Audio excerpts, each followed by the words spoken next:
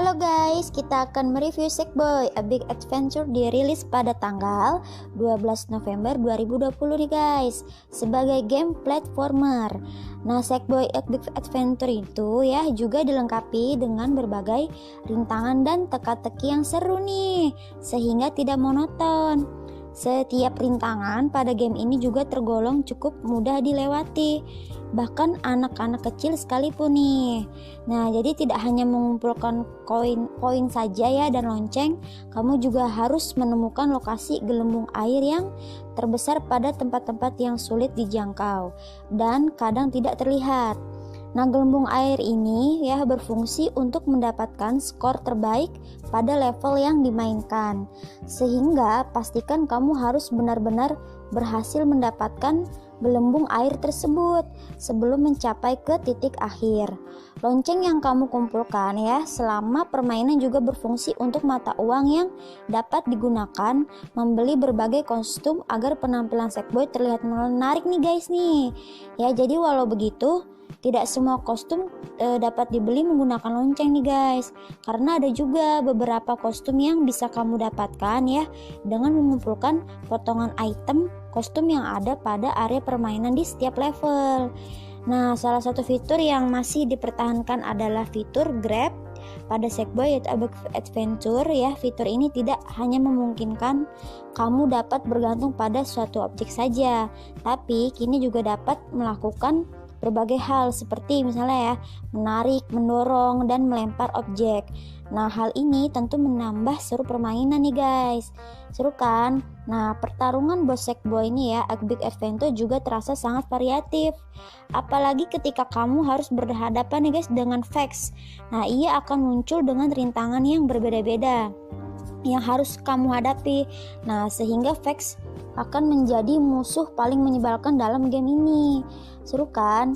Nah, jika kamu telah menyelesaikan misi single player dalam Sackboy ya A Big Adventure ini, maka kamu bisa melanjuti ke multiplayer.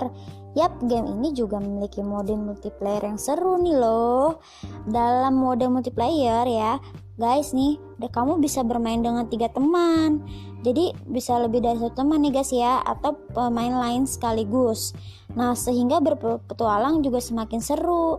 Dengan adanya teman atau pemain lain menariknya ya pada mode multiplayer ini terdapat beberapa level khusus yang tidak akan kamu temukan pada mode single player lainnya. Jadi seru kan guys ya.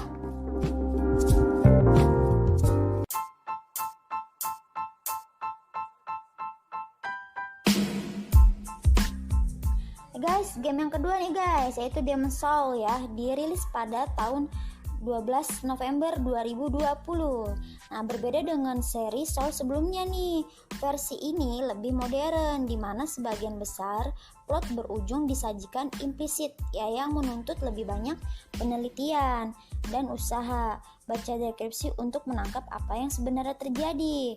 Nah, di Demon's Souls ini ya masih mengusung sedikit struktur game single player konvensional, dan salah satunya ya disajikan dalam bentuk cutscenes yang setidaknya membantu kalian lebih jelas menangkap apa yang sedang terjadi.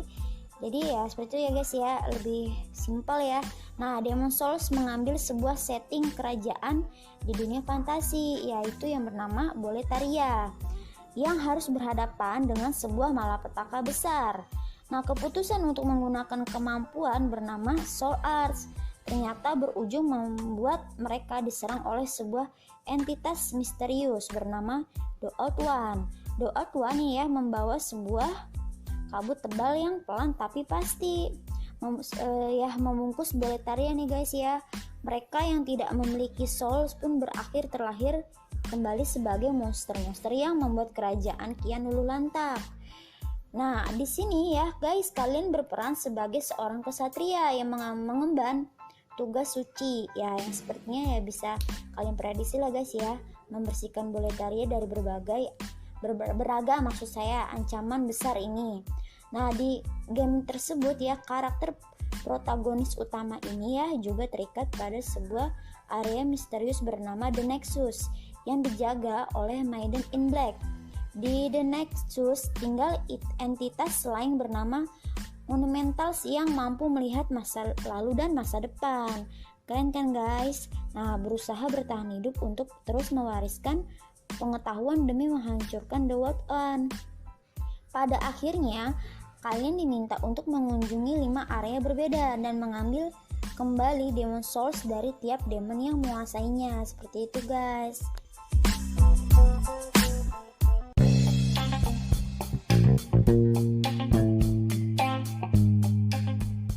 Oke guys, yang ketiga guys nih guys, game Spider-Man Miles Morales dirilis 12 November 2020.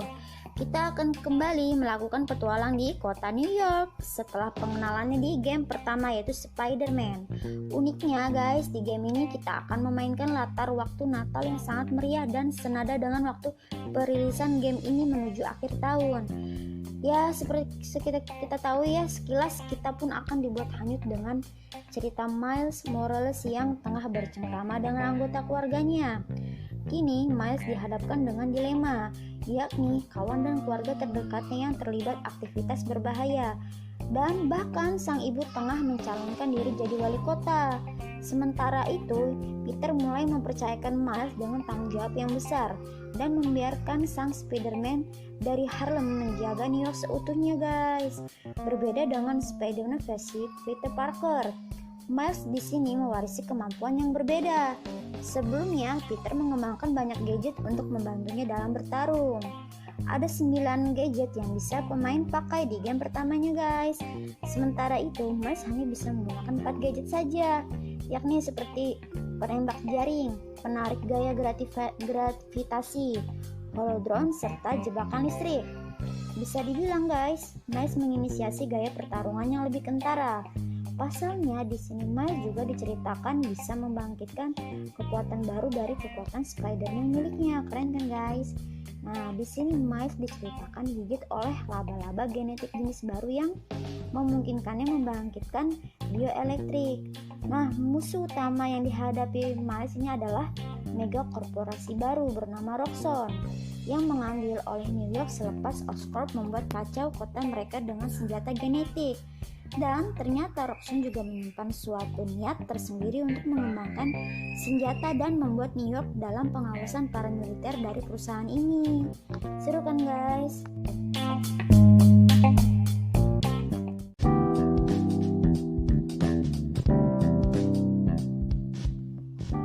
Oke guys, yang keempat guys, ini game Astro Playroom.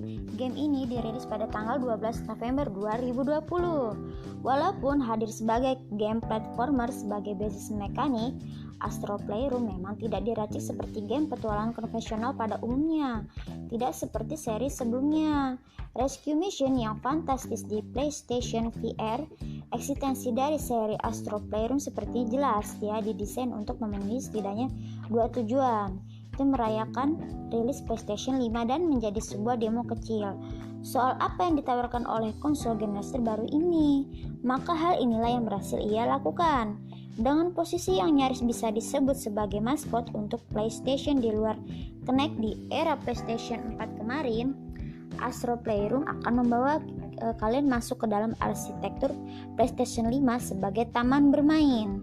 Dunianya dibagi ke dalam 4 level berbeda guys, yang masing-masing mewakili teknologi yang dijadikan PlayStation 5 sebagai andalan. Dengan sebuah hubungan kecil sebagai CPU Plaza, kalian bisa terjun masuk ke dalam CPU, GPU Jungle, SSD Speedway, Cooling Springs, dan Memory Meadow.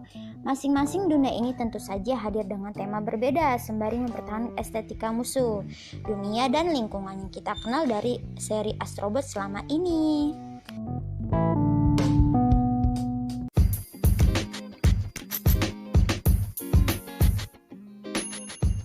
Oke guys, yang kelima ya, game 5 Fortnite dirilis pada tanggal 2 November 2020. Fitur baru Fortnite di PS5 khusus untuk versi PS5. Fortnite bakal mendukung beberapa fitur baru nih guys. Salah satunya adalah sensasi feedback yang mengandalkan fitur control dual sense, yaitu fitur haptic feedback, misalnya bisa memberikan sensasi berbeda tergantung jenis senjata yang digunakan. Mungkin saja apabila senapan yang sedang dipegang tergolong besar dan berat, seperti sniper rifle, maka feedback yang diberikan bakal lebih terasa dibanding senjata pistol atau submachine gun atau SSMG. Selain itu ya guys, tombol trigger juga bakal bisa memberikan efek haptic feedback pada aneka senjata jarak jauh atau semacam busur panah dan lain sebagainya, sehingga respon aksi tembakan dengan pencetan tombol terasa lebih nyata guys. Di samping fitur kontrol DualSense, Fortnite di PS5 juga bakal mendukung fitur PS5 Activity. Artinya, kita pemain bisa langsung memilih mode yang ingin dimainkan, misalnya solo atau duo atau squad, tanpa harus nongkrong di ruang tunggu alias lobby. Pada versi PS4, pemain diharuskan masuk ke dalam Fortnite terlebih dahulu dan masuk ke dalam lobby untuk mode permainan yang diinginkan. Adapun fitur crossplay masih didukung Fortnite versi Series X atau S dan PS5, sebagaimana dihimpun Kompas Tekno dari Epic Games.